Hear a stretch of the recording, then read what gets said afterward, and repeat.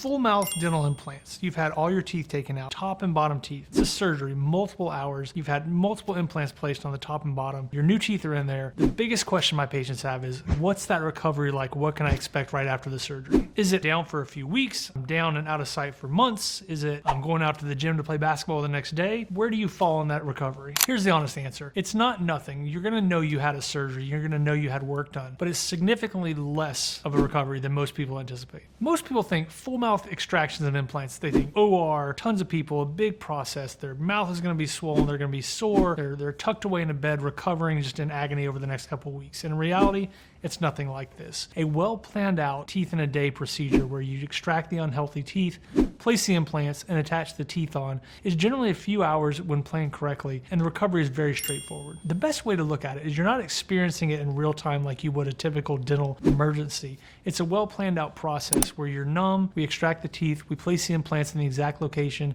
and we attach the teeth, and then you're done. Let's talk about the first 72 hours after your full mouth implant procedure. I will say that the first 2 to 3 days are the most intense because you're recovering from all the work that's been done in your mouth. A lot of times, in addition, getting numb in all those locations, there's a lot of soreness from the anesthesia as well. What most of my patients report is swelling, which peaks at around day 2 or 3. Obviously, there's going to be some bruising from where the implants were placed and where the teeth were extracted. You'll have soreness because there's a lot of tugging and pulling and getting to those areas where we have to place the implants and extract the teeth. And you will have some tiredness and fatigue just from the process of a multiple hour surgical procedure. The pain level afterwards is moderate and is managed very well with medication. Rarely do patients describe it as unbearable, and one way to think of it is when you leave, you've got a set of teeth attached to the implants that cover up the bone and tissue where all that work was done, so you're not hitting on those sore, tender areas, you're actually chewing and functioning on a set of teeth. The biggest factor that you have to deal with is really the swelling and the post-operative tenderness. You're not dealing with pain or sharp stabbing discomfort,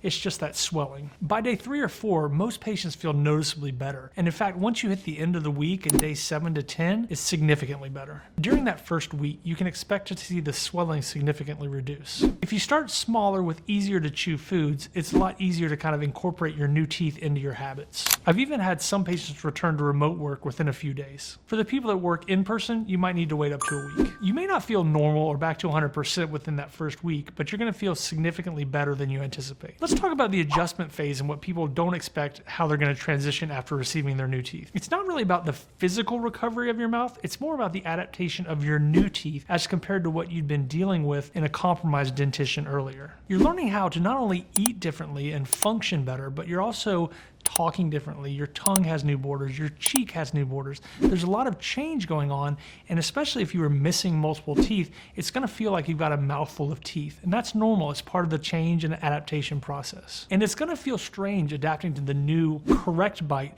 for the first few weeks because you've probably become accustomed to a compromised bite that's led you to the situation where we have to remove those teeth. And the thing to keep in mind is that it's strange or different, not painful or uncomfortable. The feeling is just uncomfortable. It's something different, and a lot of times change can cause anxiety more than actual pain or discomfort. So here's a couple of situations where that recovery might be a little bit tougher than we had anticipated. A lot of times if we have to modify our plans the day of surgery and do more bone grafting or more adjunctive treatment, a lot of times that can cause post-operative swelling, and swelling is usually responsible for post-operative pain and discomfort. If you have underlying health issues, diabetes, if you're on medications that cause your body to react slower and not heal as quick, obviously that's going to have its impact on your healing. If you're a habitually heavy smoker and you've taken a holiday from smoking leading up to the implants, but you have a relapse and you go back into heavy smoking, that's obviously going to impact the healing and cause your body not to heal the way we want it to. Following our instructions make a huge difference in your recovery, and so does icing the area, resting the area, medications, cleaning the area really well,